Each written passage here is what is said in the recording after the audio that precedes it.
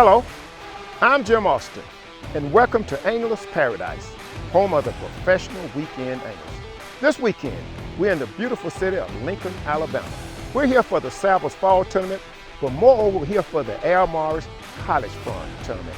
We call it the fishing extravaganza, but somebody's gonna have a bonanza, because they're gonna win the Air Mars tournament, they can win the SABBA's tournament, and they can win the Calcutta, leaving with over $18,000.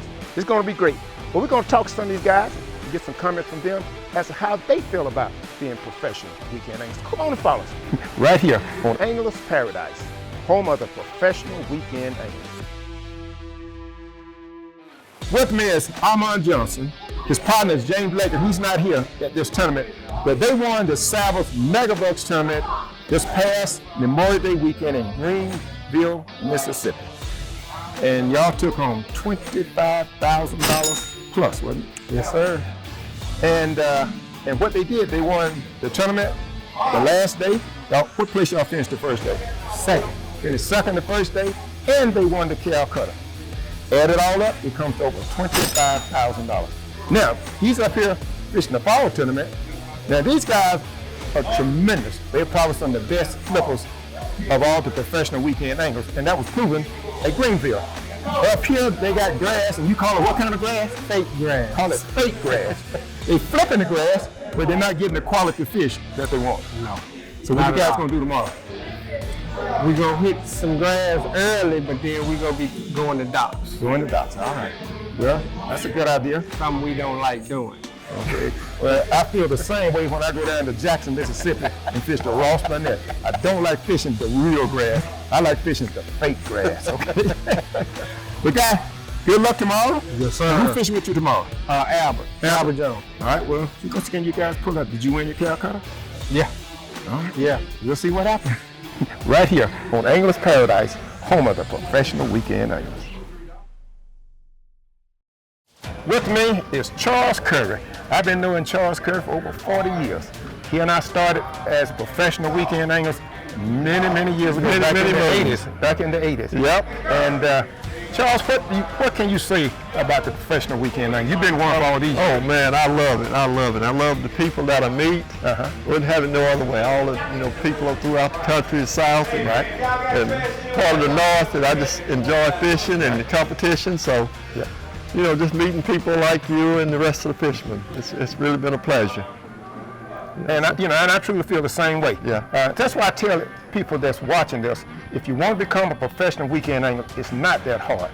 I've been doing it for over 40 years. Charles been doing it for over 40 years. And the greatest thing about it, you don't lose interest. If anything, my interest in bass fishing is greater now than it was when I started many years ago. Hey, I understand. It is so relaxing. You have an opportunity to get away from the daily stress, and at the same time, put yourself in a position to become the greatest professional weekend angler ever. This man has won so many tournaments I can't even count. And he keep on trying to win. There you go. I've been blessed, so I can't complain. Well, good luck to you tomorrow. All right, appreciate it. Hope you don't beat me. Hey, good luck to you. Okay, to tell. With me is Alan Hutchison. And you out of Virginia now? I'm out of South Carolina. I was in Pennsylvania, but now I'm back in South Carolina. Now, this guy won the first, the Megabucks tournament that we started in the 2020. It was won at Greenville, Mississippi. He and his cousin, Charlie Starks, they won first place. Took home, how much y'all win that weekend? We won almost $22,000. $22,000. Now, when I say professional weekend anglers, I don't use that word lightly, because these guys are professionals.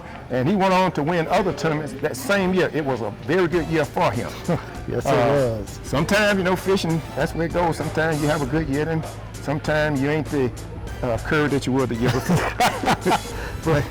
but this man is a great fisherman. How do you feel about the professional weekend anglers? It's a wonderful organization. I promote it to everybody that I run into. I tell them about the circuit and about the anglers, and it's a great bunch of guys, and it's a great, I feel privileged to be a part of this organization. So what would you say to a person who want to get into fishing? Would you encourage them to get in and become a professional weekend angler? For sure. Okay. Definitely. I would definitely encourage them. Get you some rods, reels. These guys will teach you You know, I know some of these guys before they ever really started, you know, being competitive when they first came out here, you know, and I look at them now, and so, yeah, it's definitely a great opportunity and a great thing to be a part of. Absolutely, absolutely. Well, man, good luck to you tomorrow. Thank you, Jim. I just hope you appreciate don't beat me, okay? All right, take care. See you tomorrow. 525 going once, going twice. Sold. 525. 175 going. 175. 175 going once.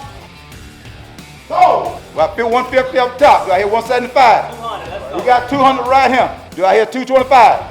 225 right here. Sold the dog walk. Sold. 125 going twice. Sold. Battle 125. 400 going twice. 425. 450. 450. 200 going twice. Sold.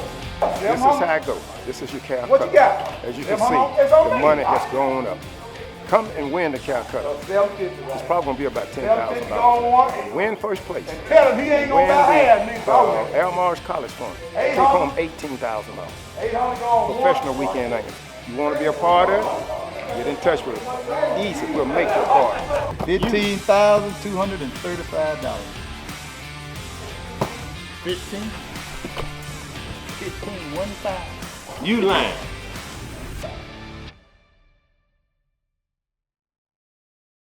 What's up, y'all? It's me, man. Miss Week, my hay grade, put it on them. I see somebody's pops is out. I don't know why would they bring their pops out here, you know what I'm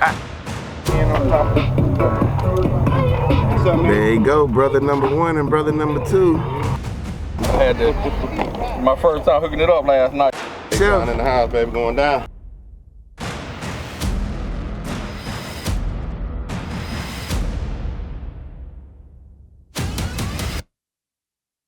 I was gonna go straight. Well, we probably need to wait till we go to brush pile action. No, I just want to catch while that current was up there. If there ain't no current right there, it ain't gonna do nothing right there. Oh my gosh! Decent. It's up there.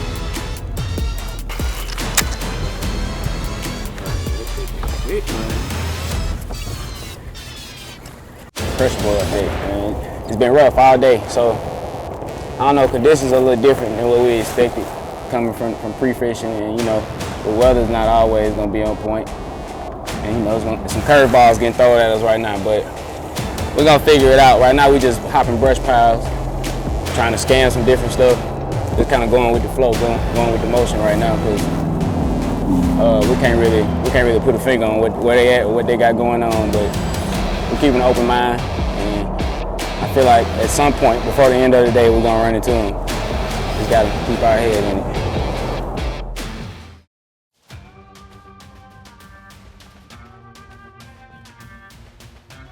Originally, I'm from Virginia. Virginia. Yeah, I've been living in Louisiana for 20-something years now. Okay, how long you been fishing? All my life. How many of these bad tournaments you don't won? I stopped counting.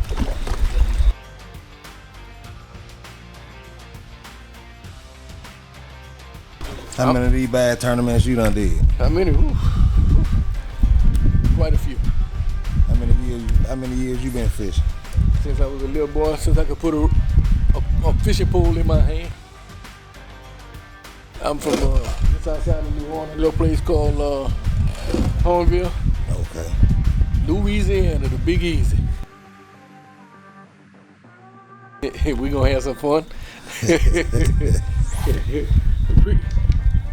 We gonna have some fun. A few moments later. We left this morning about 6:30. Caught our first fish about 8:30. Had a great cameraman. He ate all our food. That's good. He's gonna go home not hungry. Something ate today. At least he ate. Fish did. So, but if you have a chance to come here, come here. This is a great lake. You know, them guys gonna bring in a couple bags. There won't be no big bags because, like I said, it was a struggle today. And, we just got a long way to go. You caught one fish all day today? No, we caught 4. We actually caught more than that. Yeah, but we caught 4 fish, and we caught more. We throw them back. I don't think we had enough to even cash a check. We'll be close, but I'm going home.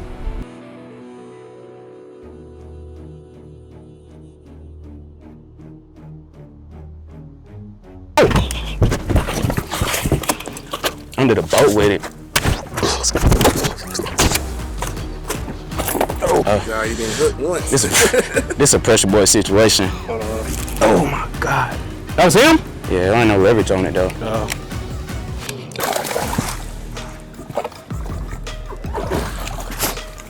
Slop.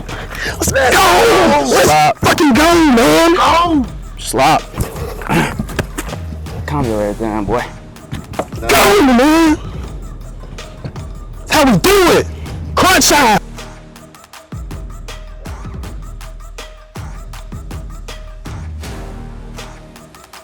Deep. Wow. And right now the time is 1:50, so we got like an hour left. So yeah, what we've been doing, like I said, we basically just been hitting the brush piles. One that we practiced on like 2 weeks ago, I guess, you know, we just really got lucky and we had some consistent 3-pounders show up. So it's all about a grind with the brush piles. So I'm on another one right now, see if I can get another brush pile. Yeah, that's pretty much it. We really didn't hit no dots. We were confident in dots, but we wanted to stay away from dots because we knew smaller fish were on the dots. But now we may now have to go to a dot now to get our 5th fish because we got 4 fish for 12 pounds. But I mean, we put some stuff together and it turned out to be all right. We just didn't really execute the bites that we got. So we got the opportunity.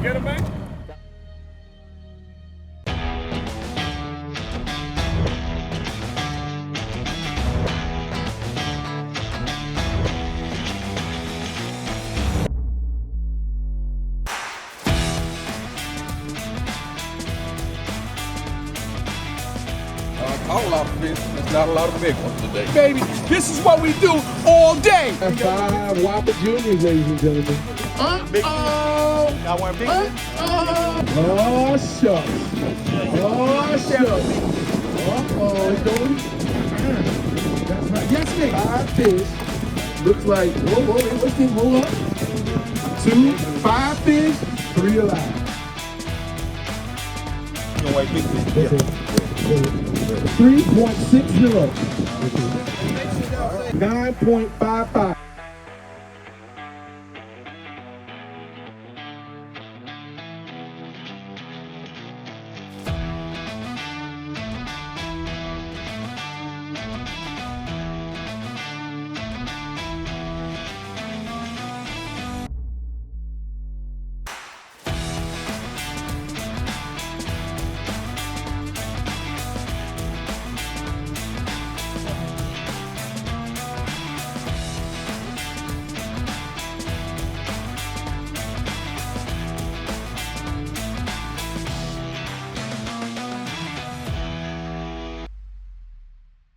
All right, man. Yeah, like I said, the day turned out to be somewhat what we expected. The clouds rolled in a little later than we thought they would. They didn't get hit about 1 o'clock, and we got smashed by it. But when they came in, that actually helped our bite more than it hurt us. So, like I said, I was expecting it a little earlier, and the bite might have turned on a little earlier for us, but everything planned out the way it was supposed to. So I don't regret not a single move. We started off upriver, which also kind of delayed, kind of pushed us back. We spent like 30 minutes to an hour up there just trying something we had tried in the past, but it wasn't really like a solidified deal for right now. So we got it there, we ran downriver. By the time we get downriver, it still took us a little minute to get in our groove, you know. And like I say, by the time them clouds came in, and they really helped around 1 o'clock. So I think that's what got us here now. And at the end of the day, my bad. And at the end of the day, like, we tried to do the dots, and like I said, we tried to be consistent with them. Like, we literally only needed 1 fish. So with the dots, we really we'll hit probably like 4 or 5 in a row, and then we'll go to the next one upriver. We hit another about 2 or 3, and we'll just go upriver. But like I said, unfortunately, we didn't get one off the dots. We should have got one off the dots, but hey, like I said, at the end of the day, they're just fishing. And like I said, we just appreciate that we got the bites that we did today at the end of the day.